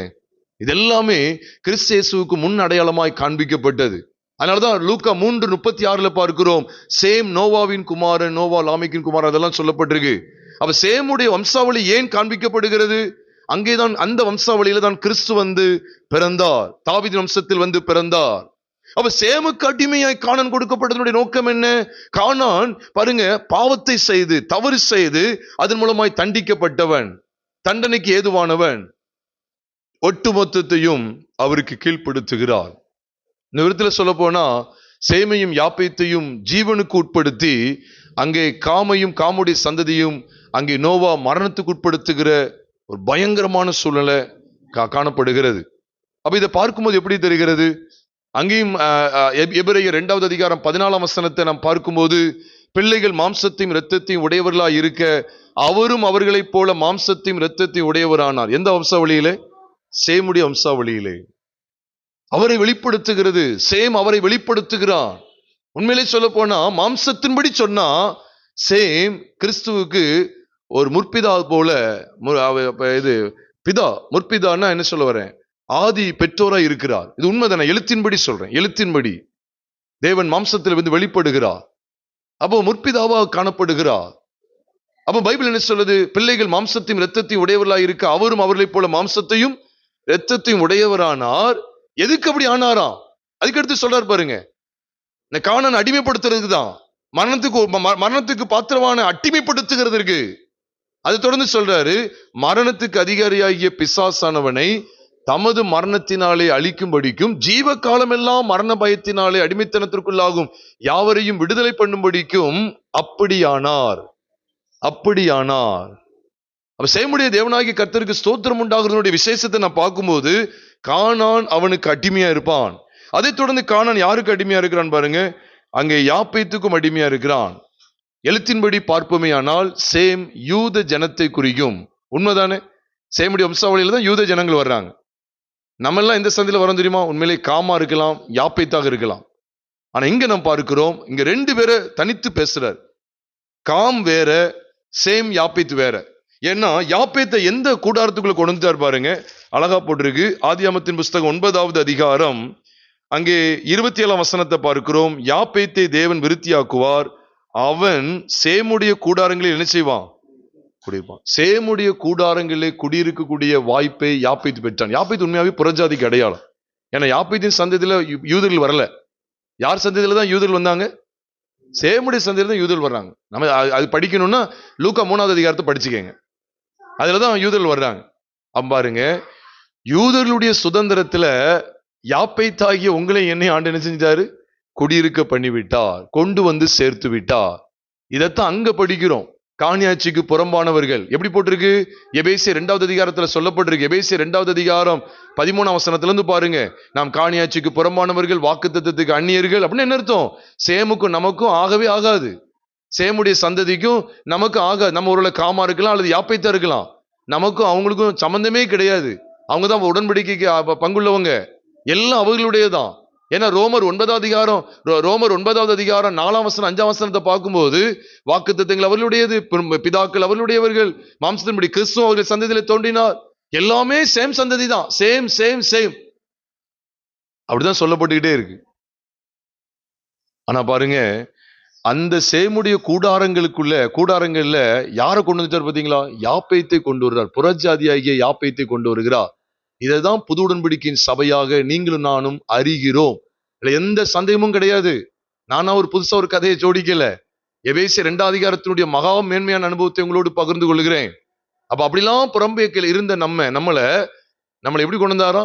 இருதிறத்தார் முன்னே தூரமாயிருந்த நீங்கள் இப்பொழுது கிறிஸ்து இயேசுவின் இரத்தத்தினாலே சமீபமானீர்கள் சொல்லி அங்க சொல்லப்படுகிறது. அப்புறம் இருதிறத்தாரை ஒன்றாக்குகிறார். இவன் பாருங்க, நமக்கு எல்லாருக்குமே அநேக கூடாரம் இருக்கு. ஒவ்வொருத்தருக்கும் ஒரு வீடு இருக்கு. எனக்கு ஒரு வீடு இருக்கு, நீங்க எல்லாரும் ஆளுக்கு ஒவ்வொரு வீட்டுல இருந்து வந்திருக்கீங்க. ஆனா எல்லாரும் இப்ப எந்த வீட்டுல இருக்கிறோம்? இங்க இந்த ஜப வீட்டுல இருக்கிறோம், இந்த சபையில இருக்கிறோம். பாருங்க, எல்லாரையும் ஒரு இடத்துக்குள்ள கொண்டு வரும்போது இப்ப எல்லாரும் பாருங்க இந்த இடத்துல ஒன்றா இருக்கிறோம். இந்த இடத்துல ஒரே வீட்டுக்குள்ள இருக்கும். ஆனா நம்ம எல்லாரும் பல வீடு, ஆனா இங்க ஒரு இடத்துல கொண்டு வந்துட்டாரு. அப்ப அதே போல பாருங்க, அந்த யூதருடைய மகா மேன்மையை சுதந்திரிக்கக்கூடிய இடத்துல புது உடன்படிக்கையின் சபையை புறஜாதிகளாகிய உங்களை என்னையும் கொண்டு வருகிறார். இதைத்தான் ஆபிரகாமுக்கு வாக்குத்தத்தம் பண்ணார். சேமுடைய சந்ததிக்கு சொல்றாரு, சேமுடைய சந்ததி ஆகிய அந்த ஆபிரகாமின் சந்ததிக்கு சொல்றாரு. ஆதியாகமம் 12வது அதிகாரம் 2ஆம் வசனம் 3ஆம் வசனத்துல பார்க்கிறோம், உனக்குள் பூமியில் உள்ள சகல வம்சங்கள் எல்லாம் ஆஸ்வதிக்கப்படும் அந்த சத்தியமானது கலாத்தியர் 3வது அதிகாரம் 8ஆம் வசனத்திலே, மேலும் தேவன் புறஜாதிகளை விசுவாசத்தினாலே பாருங்க நீதிமான்களாக்குகிறார் என்று வேதம் முன்னாக கண்டு உனக்குள் சகல ஜாதிகள் எல்லாம், அதான் பூமியில் உள்ள வம்சங்கள் எல்லாம் உனக்குள் ஆஸ்வதிக்கப்படும் என்று ஆபிரகாமுக்கு சுவிசேஷமாய் முன்னறிவித்தது. பாத்தீங்களா, ஆபிரகாமுக்கு முன்னறிவிச்சது அங்க ஆதியாகமம் 12. அதுக்கு முன்னாலே எங்க முன்னறிவிச்சாச்சு? சத்தமா சொல்லுங்க. ஆதியாகமம் 9:27 அதற்கு முன்பாக முன்னறிவிச்சாச்சு. யாப்பேத்தை தேவன் விருத்தியாக்குவார், அவன் சேமுடைய கூடாரங்களில் என்ன செய்வான்? குடியிருப்பான். சேமுடைய கூடாரங்களில் குடியிருப்பான். இது எவ்வளவு மகத்துவமான ஸ்லாக்கியம் பாருங்க. இது அன்னைக்குள்ள யூதர்கள் அறிந்து கொள்ளல, இன்னைக்குள்ள பெரும்பாலான கிறிஸ்தவர்கள் அறிந்து கொள்ளல. நாமும் அறிந்து கொள்ளாமல் இருந்து விட வேண்டாம். இதனுடைய வாக்குத்தத்தம் எதுல நிறைவேறு தெரியுமா? குமாரனுடைய இரத்தத்திலே, குமாரனுடைய பாடு மரணத்திலே. இது 100% உண்மை. பகையை சிலுவையினால் கொன்று என்று எபேசியர் 2 சொல்லுகிறார். இப்படி இருதரத்தாரையும் ஒரே மனுஷனாக சிருஷ்டித்து, ஒரே மனுஷனாய் புதிய மனுஷனாய் மாற்றி, இப்படி இருதரத்தாரையும் ஒன்றாக்கி. இப்ப யாராவது வெளியில இருந்து பார்த்தாங்க வச்சுக்கோங்களேன், 2-3 நாள் பார்க்காங்க, இங்கேயே குடியிருந்த மாதிரி இருக்காங்க. இவங்க எல்லாரும் இங்கேயே குடியிருந்து, இங்கே என்னது அங்க எங்க போக வைக்க, இங்கேயே சாப்பிட, அங்கேயே குளிக்க எல்லாமே இருக்கு அப்படின்னு சொல்லி பார்க்கும்போது, வெளியில யாராவது போனவங்க பார்த்து நினைச்சுவாங்க தெரியுமா? இவங்க எல்லாரும் இங்கதான் வசிக்காங்க அப்படின்னு சொல்லுவாங்களா மாட்டாங்களா? அதே போல சேமுடைய கூடாரங்களில் யாப்பேத்து குடியிருக்கிறான். இந்த ஸ்லாக்கியம் இதன் மூலமா நமக்கு கிடைக்கிறது. கிறிஸ்துவின் சிலுவையின் மூலமா, சிலுவை பற்றிய உபதேசத்தின் மூலமா, பகையை சிலுவையினால் கொன்று இருதரத்தாரையும் ஒன்றாக்கி சேமையும் யாப்பைத்தையும் ஒன்றாக்குகிறார். ஒரே கூடாரங்களுக்குள்ளே கொண்டு வருகிறார், ஒரே கூடாரத்துக்குள்ளே கொண்டு வருகிறார். இந்த மகா மேன்மையான வெளிச்சத்தை நீங்கள் நானும் பெற்று அனுபவிக்க வேண்டும். முதல்ல சேமுக்கு அடிமைப்படுத்துகிறார், அப்படிதானே போட்டிருக்கு. கானானை அடிமைப்படுத்துகிறார். இப்போ நமக்கும் இப்படிப்பட்ட ஸ்லாக்கியம் சேமுடைய தேவனாகிய கர்த்தர் மூலமாய் உண்டாகிறது. சேமுடைய வம்சாவளியில வெளிப்பட்ட கிறிஸ்துவின் மூலமாய் உங்களுக்கும் எனக்கும் அது பலிக்கிறது. முதல்ல அவர் தான் எல்லாத்தையும் ஜெயித்தவரா, முன்னோடினவரா இருக்கிறார். மாம்சத்தையும் உலகத்தையும், ஒட்டுமொத்த மாம்சத்தையும் உலகத்தையும் சிலுவைக்குட்படுத்தின அந்த ஸ்லாக்கியத்தில் அவர் தான் இருக்கிறார். அவரோடு நாமும் இணைக்கப்படும் போது இந்த ஆசீர்வாதத்தை நாமும் பெற்றுக்கொள்கிறோம் என்பதற்காகத்தான் மீண்டும் கானான் அவனுக்கு அடிமையா இருப்பான்னு சொல்லி சொல்லப்படுகிறது. முதல்ல கானான் யாருக்கு அடிமை? சேமுக்கு தான் அடிமை.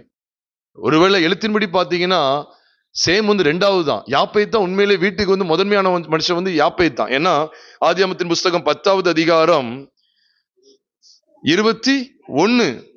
21 பாத்தீங்கன்னா, சேமுக்கும் பிள்ளைகள் பிறந்தார்கள், அவன் ஏபேருடைய சந்ததியார் எல்லாருக்கும் தகப்பனும் மூத்தவனாகிய யாப்பேத்துக்கு தம்பின்னு போட்டிருக்கு. ஆனா காம் இளையவன் சொல்லிய பைபிள்ல போட்டிருக்கு.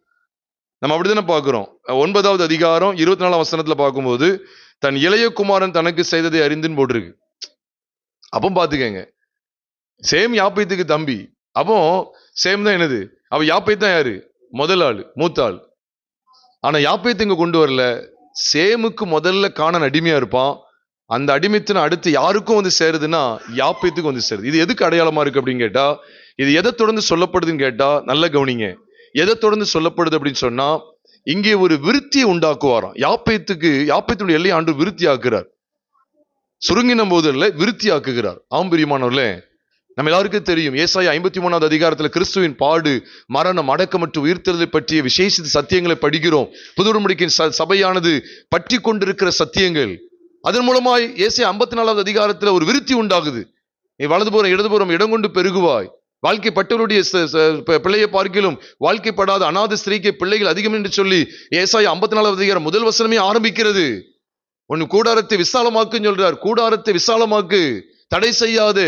அவ எந்த சத்தியத்தை பற்றுகிற விசுவாசத்தினாலே இங்கு ஒரு விருத்தியை பார்க்கிறோம். சிலுவையில் அறையப்பட்ட கிறிஸ்துவை பற்றிய வெளிச்சத்திலே, சிலுவையில் அறியப்பட்ட கிறிஸ்துவை பற்றும் விசுவாசத்தினாலே இப்படிப்பட்ட ஆசீர்வாதங்களை, இப்படிப்பட்ட விருத்தியை பெற்றுக் கொள்ளுகிறோம். அதான் முதல்ல சேமுக்கு தான் கானான் அடிமையா இருப்பான். குமாரன் சிலுவைக்கு நம்முடைய மாம்சத்தையும் நம்முடைய உலகத்தையும் கொண்டு போலன்னா நமக்கு ஏது ஜெயம்? அவர் மரணத்தை ஜெயிக்கலன்னா நம்ம மரணத்தை ஜெயிக்க முடியாது. அதனாலதான் மரணம் ஜெயமாக விழுங்கப்படுகிறது. கிறிஸ்து மரணத்தை ஜெயித்ததுனாலதான் நமக்கு என்ன கொடுக்கப்படுகிறது? அதே ஆசீர்வாதம் கொடுக்கப்படுது. நாமும் மரணத்தை ஜெயிப்போம். அவர் மரித்தோலிருந்து எழுப்பப்பட்டார், மரணத்தை ஜெயித்தார். இங்க கானானை அவர் ஜெயிக்கிறார், பாவத்தின் சம்பளமாகிய மரணத்தை ஜெயிக்கிறார். அந்த அடிமைத்தனத்தை மேற்கொள்கிறார், அவன் அடிமைப்படுத்துகிறார். அதை தொடர்ந்து நமக்கும் கானான் எப்படிப்பட்டவனா இருக்கிறானா? அடிமைப்பட்டு. இது எதை காண்பிக்குன்னா, புது உடன்படிக்கையின் சபை பெற்று அனுபவிக்க வேண்டிய விலையேறப்பெற்ற சத்தியங்கள். சேமை தொடர்ந்து யாப்பேத்தும் கானானை அடிமைப்படுத்தக்கூடிய இடத்துக்கு வரும்போது, ஆம்பிரியமானவர்களே, வேதம் இவ்விதமாய் சொல்லுகிறது. இயேசுவானவர் பாருங்க, அழகா சொல்லப்பட்டிருக்கு. இயேசு மரித்து பின்பு எழுந்தார் என்று விசுவாசிக்கிறோமே, அப்படியே இயேசுவுக்குள் நித்திரையடைந்தவர்களையும் தேவன் அவரோடு கூட கொண்டு வருவார் என்று சொல்லி 1 தெசலோனிக்கேயர் 4வது அதிகாரம் 14ஆம் வசனத்தில் வாசிக்கிறோம். இது எதுக்கு அடையாளமா இருக்கிறது என்று சொன்னால், அவர் மரணத்தை ஜெயமாய் விழுங்கினது போல நாமும் ஒரு நாள் மரணத்தை என்ன செய்வோம்? ஜெயமாய் விழுங்குவோம் அப்படிங்கிற ஒரு அற்புதமான காட்சி காண்பிக்கப்படுகிறது. அப்ப புது உடன்படிக்கையின் சபையாகிய நீங்களும் நானும் பெற்று அனுபவிக்க வேண்டிய மகிமையான சத்தியங்களைத்தான் இங்கே ஆவியானவர் நோவாவுடைய குடும்பத்திலே காண்பித்து கொடுத்து கொண்டே இருக்கிறார். எவ்வளவு மகத்துவம் பாருங்க. அதான் முதல்ல சேமுக்கு கானான் அடிமையாக்குறாரு. இரண்டாவது சேமுடைய கூடாரங்களுக்குள்ள யாப்பேத்து வந்ததுனாலதான் அவனுக்கு இவன் அடிமையாக்குறாரு. மற்றபடி என்ன செய்ய மாட்டாரு? அடிமையாக்க மாட்டார். இப்ப எல்லாரும் யாப்பேத்து சந்ததியார் தான் சுத்திட்டு கிடக்காங்க. இந்த யாப்பேத்து சந்ததியாருக்கு ஆண்டவர் மாம்சத்தையும் உலகத்தையும் கீழ்படுத்துவாரா? இந்த உலகத்துல சுத்திக்கிட்டு இருக்காங்க யாப்பேத்தின் சந்ததியார். இவங்களுக்கு கீழ்படுத்துவாரா? கீழ்படுத்த மாட்டார். எப்ப கீழ்படுத்துவார்? சேமுடைய கூடாரங்கள் வந்துடணும், இருதரத்தாரையும் ஒன்றாக்கி செல்வி பற்றிய உபதேசத்துக்குள்ள வரும்போதுதான் நம்ம எல்லாவற்றையும், மாம்சத்தையும் உலகத்தையும் ஜெயித்தவர்களாய், மாம்சத்தையும் உலகத்தையும் நமக்கு அடிமைப்படுத்தி கொள்ளுகிறவர்களாய் தேவனுக்குள்ளாக ஜீவிக்க முடியும் என்கிற அற்புதமான வெளிச்சத்தை தேவன் இந்த பகுதியிலே நமக்கு வெளிப்படுத்தி காண்பிக்கிறார். ஏன் முதலாவது சேம் தெரியுமா? இந்த சேம் அப்படின்னாலே நல்ல ஞாபகம் வச்சுக்கோங்க. தமிழ்ல சேம் சொல்றோம், ஆங்கிலத்துல ஷேம் அப்படின்னு சொல்லி சொல்லுவோம். ஷேம்னா இன்னொரு அர்த்தமும் இருக்கு. ஷேம் SHAME சொல்றோம் பார்த்தீங்களா? அதே உச்சரிப்பு தான். ஷேம்னா நிந்தைன்னு நினைப்போம். ஆனா ஷேம் அப்படிங்கிறதுக்கு எபிரேய பாஷையில நான் ஏற்கனவே சொல்லியிருக்கேன், ஷேம்னா நேம்னு அர்த்தம். அதாவது புகழ்ச்சி, கீர்த்தி அர்த்தம். அவன் புகழ் பெற்றவன், பேர் வாங்கினவன் அர்த்தம். அதுதான் நீங்க எபிரேய பதத்துல பார்த்தா எல்லாருக்கும் நம்பர், எல்லா வார்த்தைக்கும் நம்பர் கொடுத்துருப்பாங்க. எபிரேயத்துல அதாவது H8034 அப்படின்னு சொல்லி பாத்தீங்கன்னா 8034 8034 8034 8034 சரி, 8034 இல்ல 8035. ஆனா இதே வார்த்தையை தான் நீங்க எங்க பார்க்கலாம்? ஷேம்ங்கிற வார்த்தைய எசேக்கியேல் 34வது அதிகாரம் 29ஆம் வசனத்தை எடுங்களேன். அங்கே தாவீதை கொண்டு வருவேன் சொல்றார். இதை முக்கியமா நம்ம கவனிக்கணும். எசேக்கியேல் 34வது அதிகாரத்துல புது உடன்படிக்கையின் சபையை குறித்த அருமையான வெளிச்சங்கள் காண்பிக்கப்பட்டிருக்கிறது. புது உடன்படிக்கை மத்தியஸ்தராகிய இயேசு கிறிஸ்து, அவரோடு இருக்கக்கூடிய அந்த 1000 வருட அரசாட்சியும் அங்கு வெளிப்படுத்தப்படுகிறது. இதுக்கு முன்னால நம்ம நல்லா தியானிச்சிருக்கிறோம், உண்மையிலே தியானிச்சிருக்கோம். ஒருவேளை இதை நீங்க அறியணும்னு நினைச்சீங்கன்னா, எசேக்கியேலில் புது உடன்படிக்கையின் சபை, எசேக்கியேலில் புது உடன்படிக்கை அப்படிங்கிற அந்த செய்தியை நீங்க யூடியூப் சேனல், நம்முடைய சேனல்ல நீங்க பார்க்கலாம். அது பழைய செய்தி.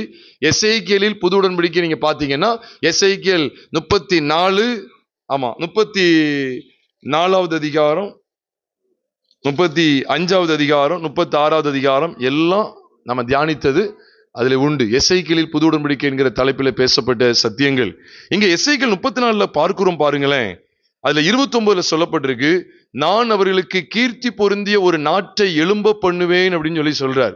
இதெல்லாம் மகிமையான ஒரு வெளிப்பாடு. இந்த இடத்துல கீர்த்தின்னு பயன்படுத்தப்பட்டு தெரியுமா?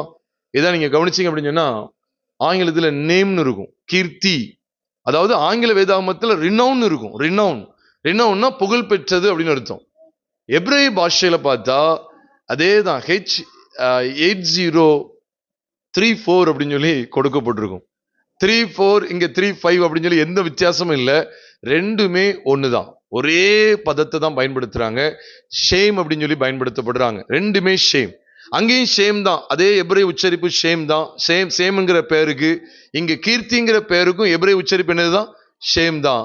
இந்த ரெண்டையும் நீங்க கவனிச்சு பாத்தீங்கன்னா ஏன் இப்படி ஒண்ணு போல பயன்படுத்தப்படுது? அடுத்தடுத்த வார்த்தையா இருந்தாலும் ஒரே உச்சரிப்பா, ஒரே அர்த்தம் கொண்டதா பயன்படுத்தப்படுது. அங்க H8034 இங்க 8035 சொல்லி ரெண்டும் பயன்படுத்தப்படுது. இதோட அர்த்தம் என்ன அப்படின்னு சொன்னா, உண்மையாவே பிரியமானவர்களே, நான் எழும்ப பண்ணுவேன், கீர்த்தி பொருந்திய ஒரு நாட்டை எழும்ப பண்ணுவேன்னு சொல்லும்போது யாரை குறித்தான் சொல்றாரு? புது உடன்படிக்கையின் மத்தியஸ்தராகிய இயேசு கிறிஸ்துவ குறித்து சொல்லுகிறார். நீங்க அதுக்கு மேல நீங்க பாத்தீங்கன்னா 23ஆம் வசனத்துல, அவர்களை மேய்க்கும்படி என் தாசனாகிய தாவீது என்னும் ஒரே மேய்ப்பனை நான் அவர்கள் மேல் விசாரிப்பாய் இருக்க ஏற்படுத்துவேன், இவர் அவர்களை மேய்த்து இவரே அவர்களுக்கு மேய்ப்பனாய் இருப்பார்.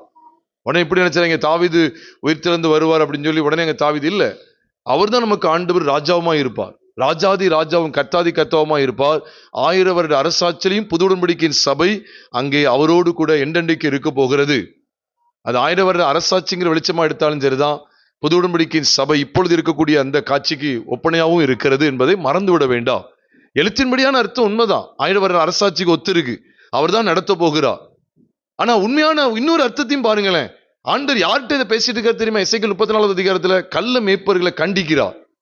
சரியாய் மேய்த்து ஆடுகளை சரியான பாதையில நடத்தாத, ஆடுகளை பராமரிக்காத, விசாரிக்காத கள்ள மேய்ப்பர்களை கர்த்தர் அதட்டுகிறார், அவர்களை எச்சரிக்கிறார். இப்படிப்பட்ட இடத்துலதான் அவர் என்ன சொல்றாரு தெரியுமா?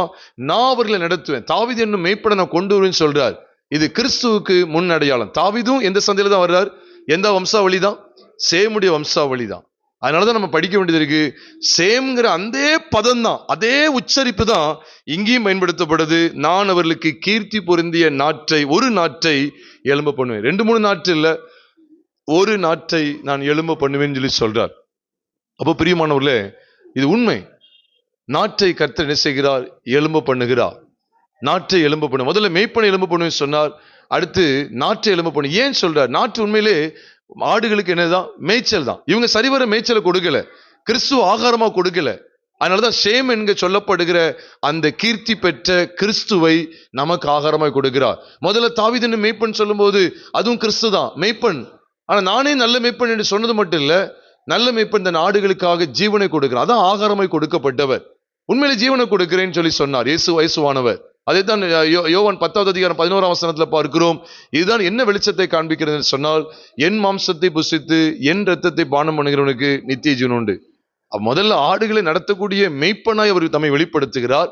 அதுக்கடுத்து ஆடுகளுக்கு வேண்டிய ஆகாரமாய் ஒரு நாட்டை எழும்ப பண்ணுவேன் என்று சொல்லுகிறார். இதெல்லாம் ஞான அர்த்தங்களாய் வெளிப்படுத்தப்பட்டது. ஆம்பிரியமானவர்களே, நல்ல மெய்ப்பன் தன் ஆடுகளுக்காக ஜீவனை கொடுக்கிறான். அவருடைய மாம்சத்தை, அவருடைய ரத்தத்தை நமக்கு கொடுத்திருக்கிறார். நம்முடைய ஆவிக்குரிய ஆகாரமாய் கொடுத்திருக்கிறார். எவ்வளவு ஒரு அருமையான வெளிச்சத்தை தேவன் தரார். இப்படிப்பட்ட வெளிச்சத்திலே நாம் தியானிக்கும்படியாய் தேவன் இப்படிப்பட்ட அருமையான பகுதியை சேம் என்கிற அந்த வார்த்தையில வெளிப்படுத்தி இருக்கிறார். அதனாலதான் சேமுடைய தேவனாகிய கர்த்தருக்கு ஸ்தோத்திரம், ஸ்தோத்திரம் உண்டாவதாக. அப்ப இந்த சேம் அப்படிங்கிறது அங்கே எசேக்கியேல் 34வது அதிகாரம் 29ஆம் வசனத்துல பயன்படுத்தப்பட்ட கீர்த்திங்கிற அதே வார்த்தையினுடைய உச்சரிப்பாக தான் எபிரேய பதத்திலே பயன்படுத்தப்பட்டிருக்கிறது. கர்த்தருடைய பரிசுத்த நாமம் மகிமைப்படுவதாக. கடைசியாக இந்த 9வது அதிகாரத்தின் கடைசி 2 வசனங்களை பார்க்கும்போது, ஜல பிரளயத்துக்கு பின்பு நோவா 350 வருஷம் உயிரோடு இருந்தான். நோவாவின் நாட்கள் எல்லாம் 950 வருஷம் அவன் மரித்தான் என்று சொல்லி இங்கு சொல்லப்படுகிறது. இது உண்மையாவே இந்த மரணத்துக்கு பிற்பாடு அடுத்தடுத்து ஆண்டவர் ஆசீர்வதித்த சேம், யாப்பேத், அதாவது முதல்ல யாப்பேத்தின் சந்ததியும், 2வது காமின் சந்ததியும், 3வது சேமின் சந்ததியும் இங்கு வெளிப்படுத்தப்பட்டு கொண்டே இருக்கிறத ஆதியாகமத்தின் புஸ்தகம் 10வது அதிகாரத்துல தியானிக்க போகிறோம்.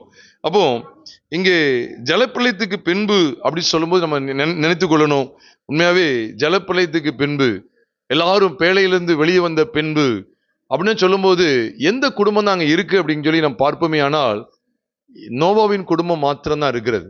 இது எதுக்கு அடையாளமா இருக்குன்னு சொன்னா, உண்மையாவே கிறிஸ்துவின் மரணத்திலே தங்களுடைய பழைய மனுஷன் மரித்து விட்டான் என்கிற சத்தியத்தை விசுவாசிக்கிற கூட்டமும், கிறிஸ்துவின் அடக்கத்திலே தங்களுடைய பழைய மனுஷன் முழுவதுமாய் அடக்கம் பண்ணப்பட்டு விட்டான், ஓய்ந்து போனான் என்கிற சத்தியத்தை பற்றுகிற விசுவாசத்தில் நிலைநிற்கிற கூட்டமும், அதனை தொடர்ந்து கிறிஸ்துவின் உயிர்த்தெழுதலிலே இனி நான் அல்ல என்று சொல்லி சுய மனுஷன் களைந்து போடப்பட்டு இனி கிறிஸ்துவே எனக்குள் பிழைத்திருக்கிறார் என்கிற மகிமையான சத்தியத்தை பற்றுகிற விசுவாசத்தில் நிலைத்திருக்கிற கூட்டமும் தான் புதிய வானம் புதிய பூமி என்கிற அந்த ஸ்லாக்கியத்திலே பிரவேசித்து அவர்கள் யுகாயுகமாய் தேவனோடு வாழ்வார்கள் அப்படிங்கிற அற்புதமான வெளிச்சம் காண்பிக்கப்படுகிறது.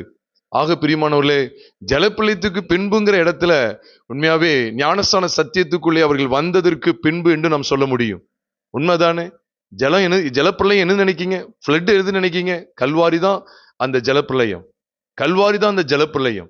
கல்வாரி காட்சிக்கு பிறகு அவர்கள் அதிக நாட்களாய் ஜீவித்துதான் அவர்கள் மரித்திருக்கிறார்கள்.